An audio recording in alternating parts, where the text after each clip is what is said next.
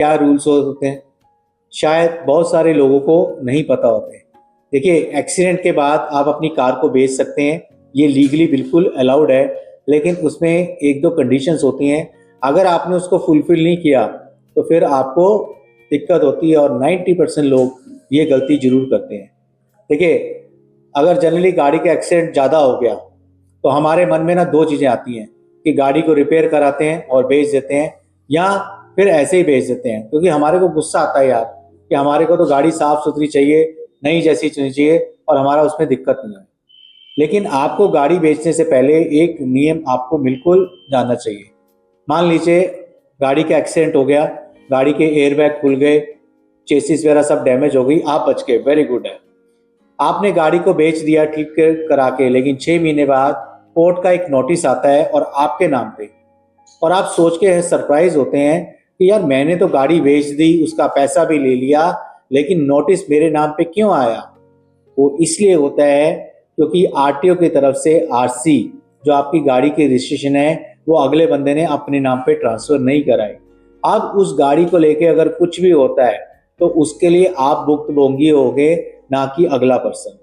इसलिए जब भी आप गाड़ी को जब बेचते हैं तो आप अपनी गाड़ी की आरसी को प्रॉपर ट्रांसफर कराएं।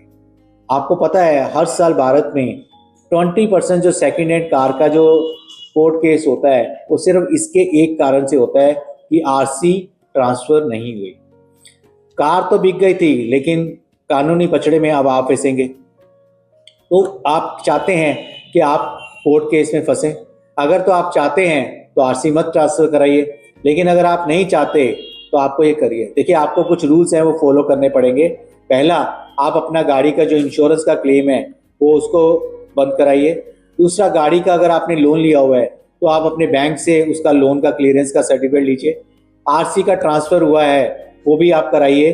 आरटीओ में फॉर्म 29 होता है, एक फॉर्म 30 होता है, आपका आधार कार्ड के साथ इंश्योरेंस की कॉपी उसमें ट्रांसफर होती है, वो भी आपको करनी जरूरी है। दो चीजें, एक तो गाड़ी अगले के नाम पे ट्रांसफर हो, सेकंड उस गाड़ी की इंश्योरेंस जो आपके नाम पे थी वो भी अगले पर्सन के नाम पे होनी चाहिए। और अगर ये अपडेट करा लेंगे फिर तो आपको किसी तरह से दिक्कत नहीं आएगी। लेकिन अगर आपने नहीं की तो कल को उस गाड़ी का कोई एक्सीडेंट होता है या कुछ भी अगर ऐसा हुआ तो कोर्ट केस में आप फंसेंगे। तो आप ऐसे कोर्ट केस में ना फंसें, और इसलिए आप अपनी जब भी गाड़ी बेचते हैं तो आरसी ट्रांसफर कराइए और इंश्योरेंस को भी ट्रांसफर कराइए।